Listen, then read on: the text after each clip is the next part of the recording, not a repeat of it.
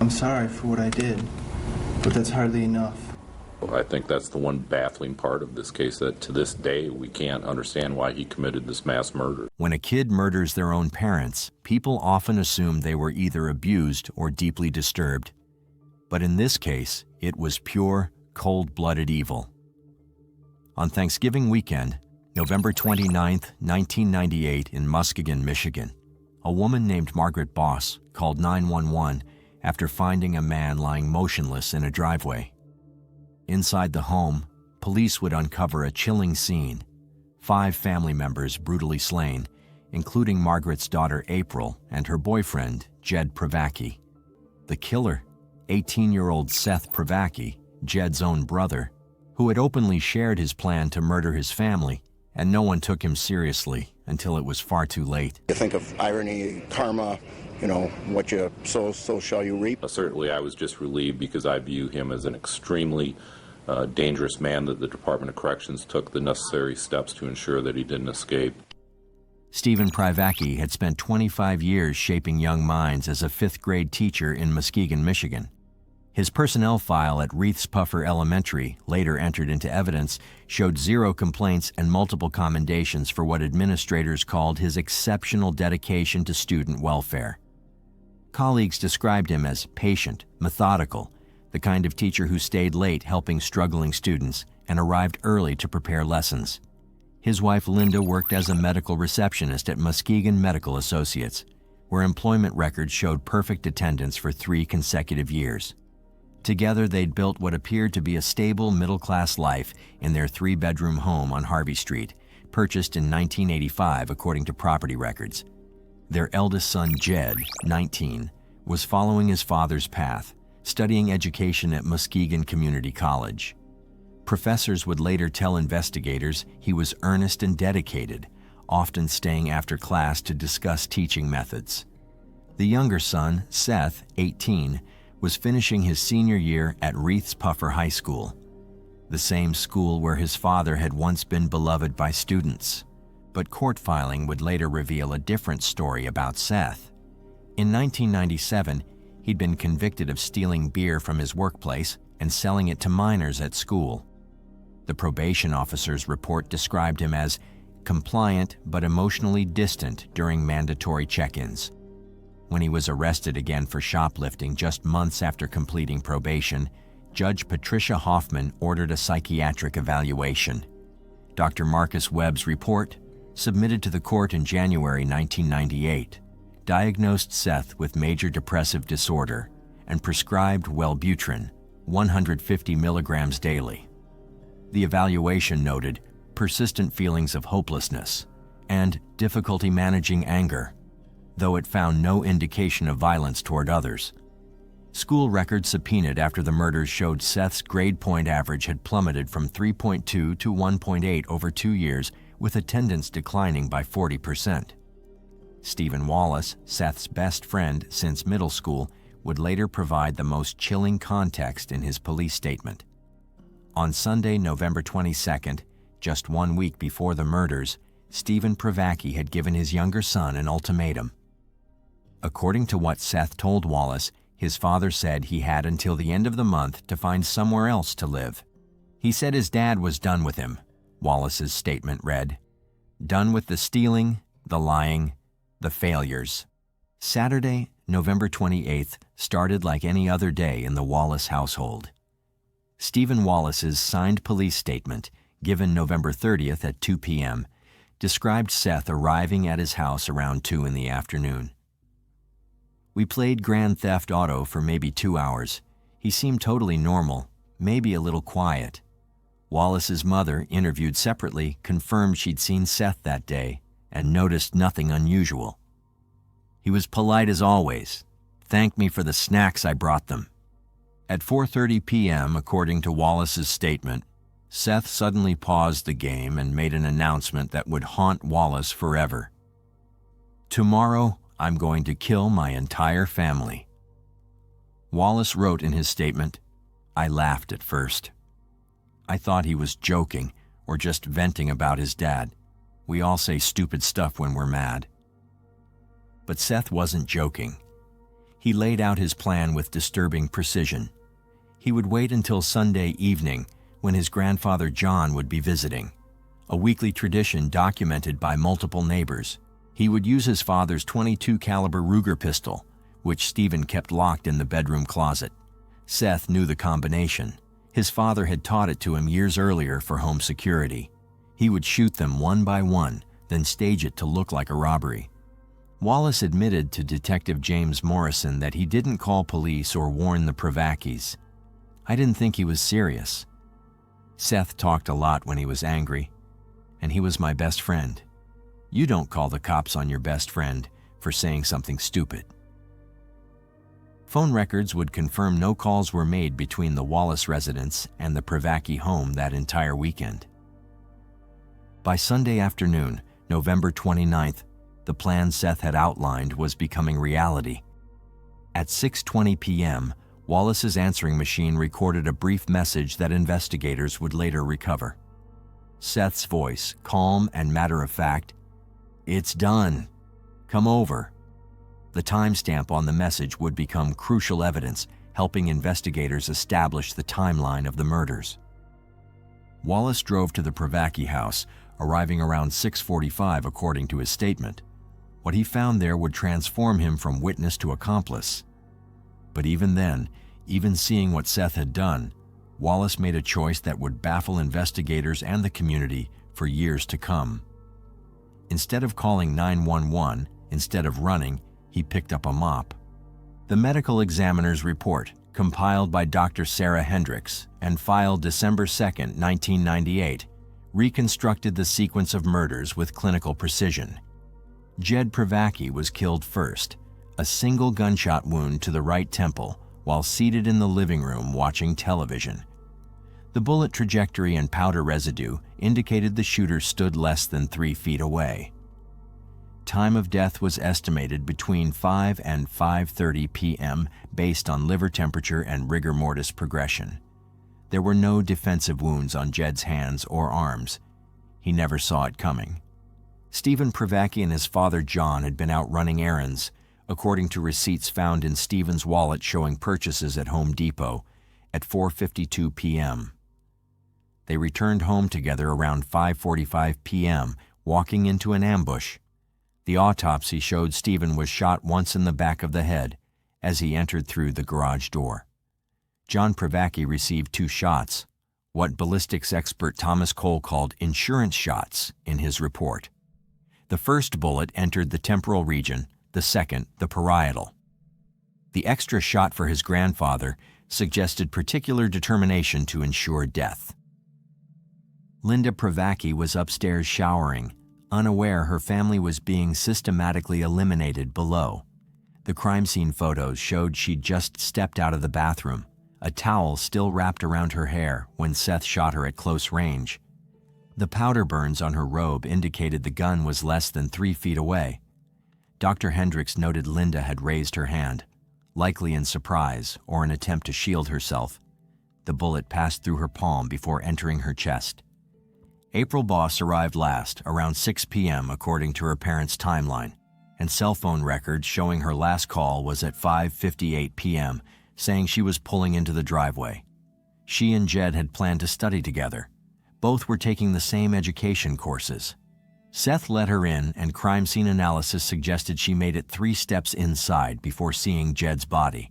The angle of the entry wound indicated she was looking up when shot, meaning she saw Seth raise the gun. She had perhaps 2 seconds to comprehend what was happening before her death. Wallace's confession, given under immunity agreement on December 1st, detailed the cover-up that followed. When he arrived at 6:45 p.m., he found Seth dragging his grandfather's body toward the driveway. He was eerily calm, Wallace told investigators. He said we needed to make it look like a robbery, that someone broke in. Against all logic, Wallace helped. Together, they positioned John's body outside, arranging him face down on the concrete, as if he'd been shot while fleeing.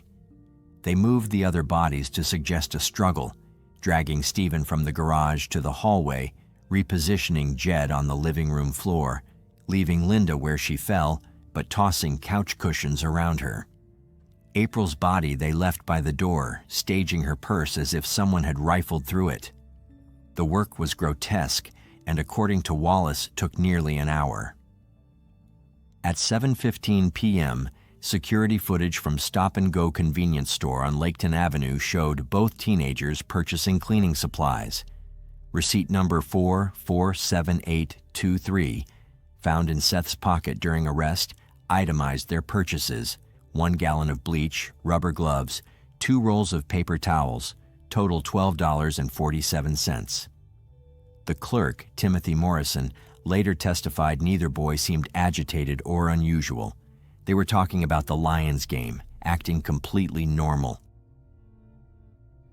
Back at the house, they mopped blood from the hardwood floors, wiped down surfaces, and attempted to eliminate evidence of Seth's involvement.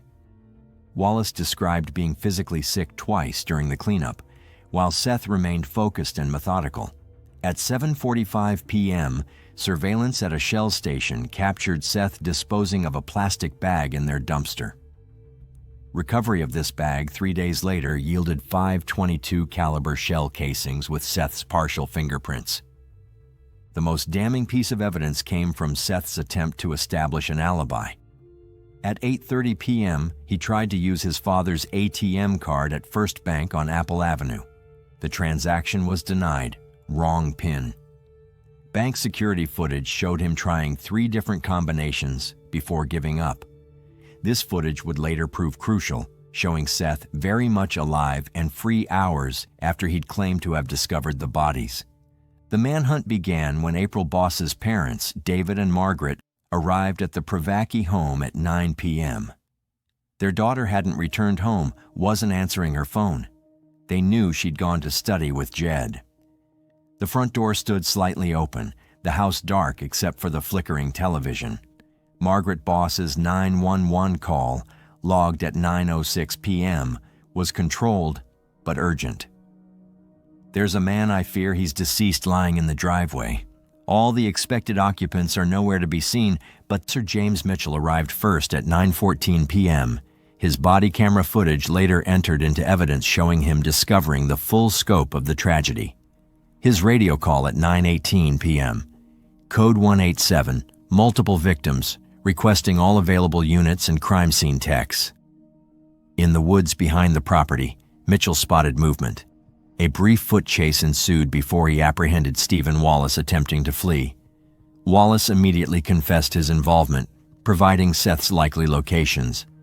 Within an hour, Muskegon County had issued a BOLO, be on the lookout, for Seth Stephen Pravacki, white male, 18 years old, 5'10", 165 pounds, brown hair, considered armed and extremely dangerous. The sheriff's department established a command post at the Pravacki home while search teams fanned out across the county. By 5 a.m. on November 30th, Reith's Puffer High School initiated a full lockdown. Superintendent Gloria Lewis's statement to assembled staff, recorded by her secretary, revealed her primary concern. "We don't know where Seth is or whether he has harmed himself. If police thought we were in serious danger, they'd evacuate, not lock down. I'm worried this boy plans to die today." The break came at 10 a.m. when 18-year-old Genevieve Simonelli left Muskegon Community College after learning about Jed and April's deaths. Both were her friends from high school. Driving aimlessly in grief along Route 46, she spotted a disheveled hitchhiker. Her statement given at noon that day described the moment. He was soaked from walking through morning dew, muddy up to his knees. I felt bad, so I stopped. When he got in, I recognized him immediately. Seth Pravacki. My blood went cold, but I kept my composure. She drove him 3 miles to a Texaco station, claiming she needed gas and couldn't take him further. The moment he exited her vehicle, she called 911. The dispatch log at 10:27 a.m. Suspect sighting, Route 46 Texaco, units responding. By 10:45 a.m., a perimeter was established. Officers found Seth at 11:15 a.m. hiding in an abandoned barn at 4890 Holton Road, almost exactly 1 mile from his family's home. He'd been walking in circles all night, unable to leave the area where he'd committed the murders. Seth surrendered without resistance. Booking photos showed a teenager with hollow eyes and scratches on his arms from pushing through woods and brambles. He was formally arrested at 11:32 a.m., read his Miranda rights at 11:35 a.m., and transported to Muskegon County Sheriff's Office for interrogation. Detective Dennis Edwards conducted the initial interview beginning at 2 p.m. The session was video recorded. The tape later played at sentencing. Edwards noted in his report that Seth appeared calm to the point of dissociation, effect completely flat, responses delivered in monotone. When asked what happened, Seth's response was immediate and emotionless. "I shot them. All of them. My family. April." The confession that followed was remarkably detailed yet emotionally vacant. Seth described retrieving the gun from his father's closet at 4:45 p.m., loading it in his room, waiting for Jed to be alone in the living room. "I shot him first so he couldn't fight back." When asked about shooting his grandfather twice, Seth's explanation chilled even veteran investigators. He would have been sad about the others. "I didn't want him to be sad, so I made sure." His motive, when pressed, seemed absurdly inadequate for the magnitude of his crimes. "They were ganging up on me. Dad wanted me out. Mom agreed with him. Jed was the perfect son. I was tired of being the failure." When Detective Edwards asked why he didn't simply leave, find his own place, Seth's response revealed the depth of his distorted thinking. "Then I'd have nothing. At least this way, I did something they'll never forget." On December 1st, 1998, Muskegon County Prosecutor Tony Tague filed 5 counts of open murder, Michigan's most serious homicide charge. The criminal complaint, case number 98-CF-1823, listed each victim, their time of death, and noted clear evidence of premeditation and deliberation. The arraignment transcript from December 2nd shows Seth entering not guilty pleas on advice of counsel, though his attorney, Michael Russo, immediately requested a psychiatric evaluation. Dr. Patricia Cole's competency report, submitted December 15th, found Seth capable of understanding the charges and assisting in his defense. However, her psychological assessment painted a disturbing picture. Defendant displays significant narcissistic traits, limited empathy, and persistent external blame attribution. He views himself as a victim of circumstance rather than perpetrator of violence. The report noted Seth's continued use of passive language when discussing the murders, saying things happened rather than acknowledging he caused them. Meanwhile, Stephen Wallace faced his own legal reckoning. Initially charged with 5 counts of open murder as an accomplice, Prosecutor Tague reduced the charges to accessory after the fact following Wallace's cooperation agreement. His attorney, David Mills, filed a motion describing Wallace as a manipulated victim of Pravacki's implicit threats, arguing his client helped only out of fear for his own safety. Community reaction was swift and visceral. The Muskegon Chronicle's December 3rd headline read simply, "Why?" Teachers who'd known Seth expressed complete disbelief. His English teacher, Patricia Holbrook, told reporters, "He was quiet, polite, never showed any signs of violence. This doesn't make sense." But others saw warning signs in retrospect. A classmate, requesting anonymity, told investigators Seth had made increasingly dark jokes about violence and had once said, "Sometimes I think about what it would be like if everyone just disappeared." The trial that never was became one of the case's defining features. On December 20th, in a move that surprised even his attorney, Seth changed his plea to no contest for all 5 murder counts and 5 counts of felony firearm. By avoiding trial, he ensured the full details of his planning would never be publicly examined in court. More importantly for Seth, it meant he wouldn't have to face his extended family or the Boss family in prolonged proceedings. May 27th, 1999, Seth stood for sentencing. Victim impact statements filled 2 hours. April Boss's mother spoke through tears. She was starting her life, wanted to teach like Jed's father. She had so much love to give. Linda Pravacki's sister described losing not just a sister, but my best friend. John Pravacki's neighbor of 30 years called him the grandfather everyone wished they had. When given the opportunity to speak, Seth delivered a statement notable for its brevity and emotional absence. "I wish I'd never done it. Take it back 1,000 times. I'm sorry for what I did, but that's hardly enough." Judge William Marietti showed no sympathy. "You turned what should have been a pleasant Thanksgiving weekend into your own killing field." The sentence, life without the possibility of parole. Before being transported to prison, Seth made perhaps the most bizarre request in Michigan criminal justice history. He asked Judge Marietti if he could travel around the world first before beginning his sentence. The request was denied immediately, but it revealed a detachment from reality that would characterize Seth's remaining years. For 11 years, Seth Pravacki served his life sentence without major incident. Prison records showed him as a model inmate. No disciplinary infractions, consistent participation in educational programs, regular attendance at counseling sessions. He was transferred to Kinross Correctional Facility in Michigan's Upper Peninsula in 2009, a minimum security placement that reflected his behavioral compliance. But on July 15, 2010, the facade of acceptance crumbled. At 10 p.m., Seth and 2 other inmates executed an escape plan weeks in the making. According to Incident Report 2010-KCF-447, they overpowered a corrections officer driving a transport vehicle, crashed the tractor trailer through the perimeter fence, and fled on foot toward the surrounding forest. The other 2 inmates surrendered when guards ordered them to stop. Seth kept running. At 10:47 p.m., after multiple warnings, officers fired a single shot. Seth Pravacki was pronounced dead at the scene, age 30. Prison chaplain Marcus Williams later revealed that Seth had attended counseling regularly, but never showed genuine remorse, only regret for consequences to himself.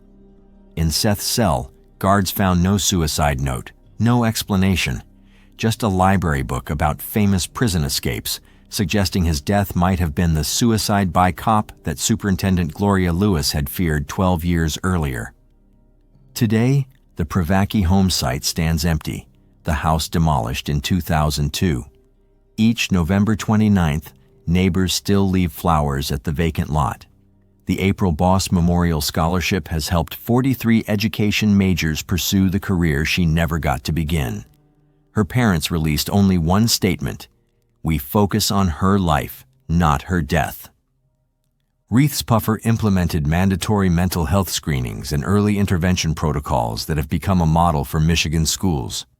Superintendent Lewis, now retired, reflected, "We can't always see the darkness, but we can create safe spaces where kids feel they can ask for help before it's too late." Detective Dennis Edwards, who took Seth's confession, still returns to the case in his retirement. "That's the one baffling part. Having problems with your parents doesn't explain killing your grandfather, your brother's girlfriend. Several things had to go catastrophically wrong in that boy's mind." The case file, number 98-MC-2847, fills 5 boxes in the Michigan State Police Archives. Every receipt, every photograph, every witness statement preserved. It stands as a complete record of how 5 lives ended on November 29th, 1998, and one more ended July 15th, 2010. The facts are all documented. The why remains only partially answered, dying with Seth Pravacki in a field outside Kinross Correctional Facility. Sadly, this isn't the first time something like this has happened. In the next case, we'll talk about another heartbreaking story where a son took the lives of his whole family for reasons that were truly cruel. So would it be safe to say you're a stone-cold killer? I guess. This was the exact chilling moment when the truth behind the Klaus family massacre came to light. Honestly, This case has been one of the most intriguing and terrifying stories I've ever covered on this channel. It's not just because of the brutal nature of the crime, but because the victims weren't just murdered, they were burned beyond recognition. What makes this case even more intriguing is how it was solved in a way you'd expect from a horror movie. The surviving family members reported seeing the ghosts of the victims, seemingly haunting them from beyond the grave. It's eerie, to say the least. While it sounds like something out of a thriller, it raises an important question. Was this truly haunting, or did the family know more than they let on? Stick around, because this is one story you won't forget. To understand how it all began, we need to travel to central Alberta, a remote spot halfway between Edmonton and Calgary. It's the kind of place where you'll find little more than farms and dirt roads, quiet, isolated, the perfect place for secrets to stay buried. And for a moment, it seemed like the Klaus family's massacre would stay hidden forever, but fate had other plans. On a bone-chilling morning, December 8, 2013, something horrifying shattered the stillness. Just after 7 in the morning, volunteer firefighters sped through icy roads, their trucks slicing through the bitter cold as they rushed to a fire that wouldn't wait.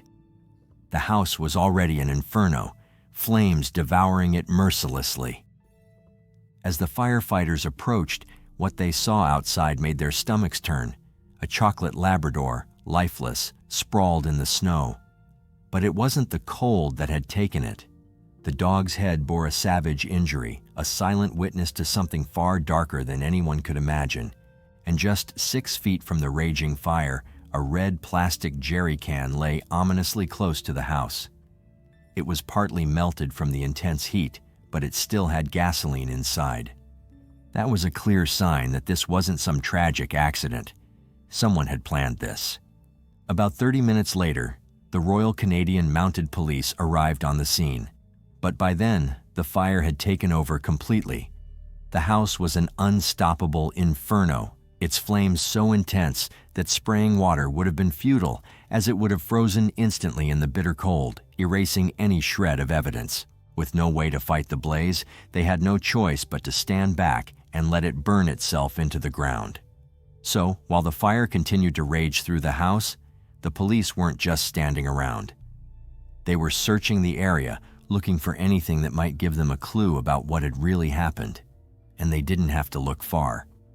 Near the lifeless Labrador, which had a nasty head injury, they found a 9mm shell casing, an obvious sign that the dog had been shot, not just harmed by the fire. Once the flames finally died down, the officers wasted no time. And as they stepped inside the burned-out wreckage of the Klaus family home, the truth became horrifyingly clear. 3 bodies were discovered inside, marking the tragic and shocking end to a family that had once lived a quiet life. But to really get the full picture of the Klaus family, let's rewind a bit and learn more about them. In 2013, Gordon Klaus had been happily married to Sandra Klaus for a solid 41 years. Gordon was a well-known local guy, having grown up in the area and gone to school in Castor, where he was a star athlete. His high school sweetheart, Sandra, of course, who was also from Castor. Farming became Gordon's passion, and Sandra worked as a telephone operator before later taking a job at the Alberta School Hospital in Red Deer. Back in 1971, the couple welcomed their first child, a daughter named Lisa. 2 years later, the family grew with another baby girl named Monica. But tragically, Lisa would never meet her little brother, who was born in 1975. Because in October of 1973, on Canadian Thanksgiving Day, Lisa, who was just 2 years old at the time, was involved in a horrible farming accident that took her life. This loss, as you can imagine, hit the Klaus family hard, but it brought them closer together. Not long after, they welcomed their third child, a son named Jason, and continued to build their life on the farm just north of Castor. Sandra, the mother, had always worked hard on the farm, but as the kids grew older and needed her less, she decided to go back to work in 2003. This time, She took a job at Our Lady of the Rosary Hospital in Castor, where she would spend her days helping others while still being a major part of the family farm. As for Jason, their youngest child, he was the easygoing, mild-mannered jokester of the family. Anyone who knew him would say he was the one who could always bring a smile to your face. He was the kind of guy who just loved to enjoy life. Meanwhile, his older sister, the second sister after Lisa, also went to school in Castor. She worked at a lawyer's office and later took a job as a payroll administrator. But her heart was always on the farm. On weekends, she'd lend a hand around the place, go hunting with Jason, and just live life to the fullest. She never married or had kids, and neither did Jason. By the time they were both well into their 30s, Jason and his sister were still living the single life, never rushing into marriage. Jason worked full-time on the farm alongside his dad, but there was no regular paycheck. Instead, his father would give him a little bit of cash now and then, just enough for some beers or a fun night out. Additionally, Jason lived on the same property as his parents, but in a trailer just a few minutes away from the main house. He had his own private driveway, giving him the freedom to host parties and enjoy his time with friends. Once the fun was over, he'd head over to work with his dad, always just a short drive away. Then, on the morning of December 8th, 2013, disaster struck. A fire broke out at the Klaus family home. A neighbor, seeing the smoke and flames, immediately called the fire department. Around 7:15 a.m., the fire department called Jason to let him know the devastating news. His parents' house was gone. The home that had been a part of their family for years was reduced to nothing but ashes. When Jason arrived at the scene, he was totally overwhelmed with grief. He was so distressed that emergency responders had to physically hold him back from rushing into the flames. He immediately told them that his parents, Gordon and Sandra, as well as Monica, were inside the burning house. Right from the start, it was clear this wasn't just a freak accident. There were signs of gasoline, which made everyone suspicious. While they didn't label it a homicide right away, it was obvious the situation was more serious, and the forensic team quickly arrived to dig deeper. By the way, I post true crime and new cases here every day. So if that sounds like your kind of thing, please consider subscribing. It helps a lot. Now, the discovery of the bodies was absolutely heartbreaking. They found Gordon and Monica, but Sandra's body was nowhere to be found. Sadly, she was presumed to have been completely consumed by the fire's intense heat. To make things even worse, the family dog, aside from the Labrador found outside, was also missing and presumed gone. As you can imagine, this was absolutely terrifying for anyone who knew the Klaus family, and it's clear that this was no accident. So the question is, did they have any known enemies? 2 days after the fire, on December 10th, Jason was brought in for questioning. The authorities asked him if there were any enemies of the family who might have wanted to cause harm. Still in complete shock, Jason said there was no one that he knew of who would want to hurt them. However, he did mention something interesting. He brought up a mounted deer head that had been in the house, claiming it was the only truly valuable thing inside. He suggested that his family might have been killed in a robbery that went horribly wrong. It turned out that 6 years earlier, Jason had shot a massive white-tailed deer in Coronation, which was about 25 minutes away. According to him, the mounted deer head was worth a jaw-dropping $200,000. Now, many people find this hard to believe. A quick Google search revealed that this seemed like a wildly inflated price for a deer head. But that was Jason's story, and he stuck to it. Jason insisted that the only reason anyone would break into their house was to steal the prized deer head. He described it as one of the biggest and most impressive mounts around, not far from breaking a world record. But the more people thought about it, the more it seemed suspicious. The fire had destroyed everything. Would the deer head have burned too? And if it had been stolen, would there be any evidence left behind? As the investigation moved forward, Jason's emotions seemed to shift from deep grief to frustration and anger. He grew upset with the RCMP, feeling they weren't moving fast enough on the case. When they told him they hadn't found his mother, Sandra, he lost his temper. He accused the police of lying to him and angrily lashed out at them, using harsh words in his fury. Then came a chilling twist. Gordon's car was missing from the scene. 3 days later, the police found it on the other side of Castor. What made things even stranger was that Jason seemed to know about the missing car before anyone else did, and it doesn't stop there. The police hadn't told Jason about the shell casing found near the Labrador dog, yet somehow he knew about it. As the news of the fire spread, Jason always had an explanation for how he knew so much. When people asked how he could possibly know these details, he answered in an almost unsettling way. He casually mentioned things like ghosts and cold spots, suggesting he had some strange, otherworldly insight into what had happened. He told 4 different people, 3 were family members, and 1 was an arson investigator for insurance, that he had seen ghosts. And not just any ghosts. These spirits supposedly told him what happened the night of the fire. But here's the thing. Every time he told the story, it was different. Not once did he give the same account. One moment, he saw his sister Monica as a ghost. The next, it was a couple of other spirits, but Monica was always involved somehow. And, well, she didn't exactly have a peaceful chat with him. She was apparently kind of upset. No matter what, the stories were always changing, which is usually a big red flag when it comes to truth-telling. Now, Jason's version of events got even stranger. He said that when he arrived at the scene of the fire, he saw spirits standing at the edge of the driveway. According to him, these spirits told him they knew who the killer was, but they also said he shouldn't talk to the police about it. They wanted him to focus on the farm. They explained that the killer had shot everyone in the head before setting the house on fire. The victims were already dead before the fire started. Jason even said the killer had used a 9mm handgun and had thrown it into a river.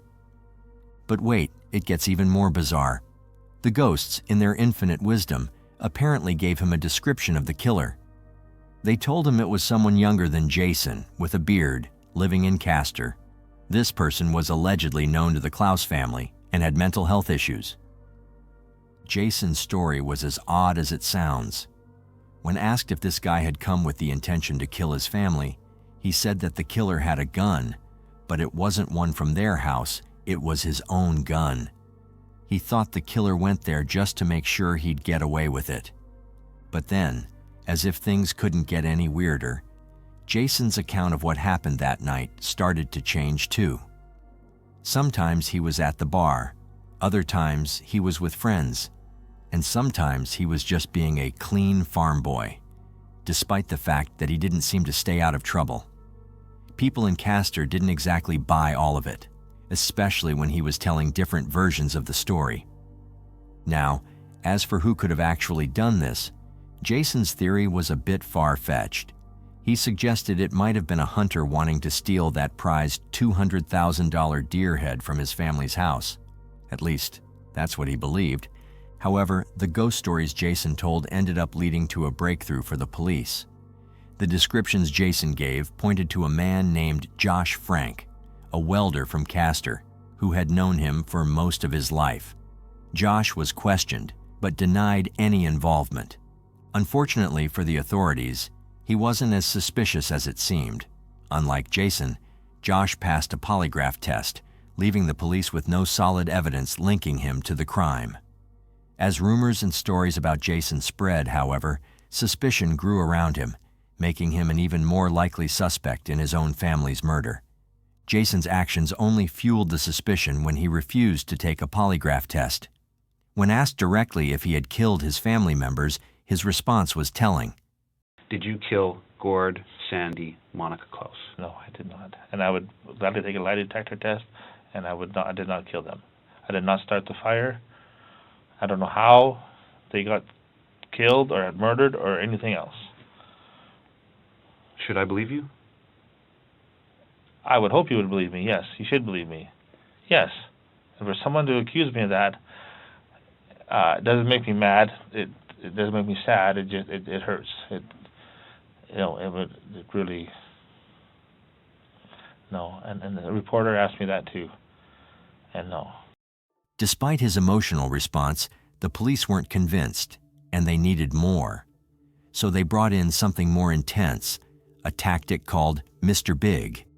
This involved a group of individuals who would approach Jason with an offer, store some things on his family's farm in exchange for a hefty payment. The goal was to see if Jason would reveal anything under pressure or possibly confess. Now, Mr. Big became a key player in the investigation. Jason met him in April 2014, just 4 months after his family was murdered. Jason and this so-called Mr. Big, who was actually an undercover cop, started hanging out at strip clubs and bars, quickly becoming new friends. Jason even joined him in some shady activities like protection rackets and assaults. But of course, all of this was part of the police's master plan to make it seem like Jason was dealing with real, dangerous criminals, something straight out of The Sopranos. So, Jason, who was thrilled to have new, cool friends, didn't realize that everything was being set up to expose him. And at some point, Mr. Big spun Jason a wild tale. He had an uncle on his deathbed, a man so close to the end that he was willing to take the fall for a triple murder he didn't commit, just to make sure his granddaughter would get some money. The deal was this: Jason would spill the truth to his uncle, and in return, the uncle would confess to murdering the Klaus family. Jason's secret would be safe, and the family would be compensated. Jason, clearly not thinking things through, told Mr. Big exactly what went down that fateful night. He admitted that he had helped plan the murder, but didn't actually pull the trigger. According to Jason, the one who actually killed his family was none other than Josh Frank, the same guy who passed the polygraph test earlier, making him seem innocent. So Jason invited Josh to meet his new friends, who were really Mr. Big and his associates. He painted the whole thing as a chance to do someone a favor. Mr. Big's uncle was dying, and his granddaughter could really use some extra cash, so it seemed like a win-win. Jason downplayed the seriousness of the situation, making it sound like just helping out a family in need. But little did Josh know, this meeting would be the exact moment they'd end up confessing to the brutal murders. Yeah. Okay. Just Todd, right? Todd, yes. Perfect. Okay. And you can, if you don't like anything I'm asking you, there's the door handle. You can buck off anytime. And I got a question I am dying to ask you after what he told me, okay? Okay. And I'll tell you when it's coming, because you're going to die laughing when it's coming, okay? Okay. The deal is mom, pop, sister gone. Yeah. Tell me about it. Well, went into the house. No, start back how it came about, so I can get it through to Matt. Because I'll explain to you after. But there's a reason for my asking, like, to start right at the very beginning. Yeah. Because You just want to know everything. I'll put it this way: if I said to you that Goldilocks woke up and the bed wasn't right and she ran out, you'd go, "What the fuck are you talking about?" Yeah. But if I started the story at the beginning of her walking through the woods, then I can relay that to Uncle. Yeah. That's how it goes. Okay. Okay. So this whole thing happened in February December. or December. December. You're right. Do you remember the date? December 8th. He proposed this to me to go in and take out the family. How did he say it to you? He said that he was he had been writing some checks on the farm in California, his dad's signature, and he was looking into buying some cattle. So he was going to be uncovered right away and cut out of everything on the farm. So he kind of they had to go away. After he proposed this to me, he said, "But if you back out, be watching over your back because there might be a bullet coming your way." Did you think he was serious? You never know. You never know. Did you take it as an actual threat from him? No, I didn't take it as an actual, like, I'm gonna do this. It's just, yeah, it's always a possibility. Yeah. So I went in, let the dog out, went into mom and dad's room, took care of them, sister's room, then I went back and did all three again just to make sure. Flipped the light on. You flipped the light on? Oh, yeah. I didn't want to miss. Yeah. You didn't want to. Did anybody wake up? Monica, after the first two shots, but she didn't even have time to get out of bed because it was boom boom. And I didn't want them to know what hit him. Like, Wow. I'm not a fucking animal. No. Well, I guess I kind of am now. found the avgas in the garage where he told me it would be. Started the fire. Had to shoot the dog because the dog was coming at me when I lit the fire. In hindsight, I probably should have thrown it into the house, but it's 50 or 20/20 hindsight, right? Mm. So at this point, I had the truck running, and then I just locked out my same tracks into the truck. Met Jason, got dropped off. Yeah. And, Okay, you ready for my question? Yeah. How did you pass the lie detector test?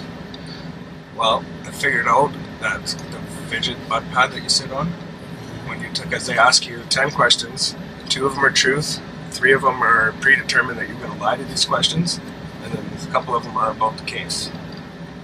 So they'd ask you your 2 truth questions, the case questions, and then the questions that you're supposed to lie to them to. And I just gave an extra fidget with my ass on the butt pad. It's a fight or flight response, the guy told me. When your body goes to lie, it's a natural thing. How did you learn this? I just figured it out while I was sitting there. Really? Yeah. And then how did you light it up? I had a torch later. I've still got the lighter, actually. Yeah. Where's it at? It's in my truck. I've got it here. Do you? Do you understand how I can help you? Like, you understand? And I've never asked you for nothing? Nope. I'm not making you any promises? Yeah. What made you want to talk, like, just talk to me freely like this? Well, if you're trying to help Jane. If it helps Jane, it helps me. Okay. Have you ever killed anybody else in your life? Nope. Never? Never. You got balls of steel, my friend. Thank you, sir.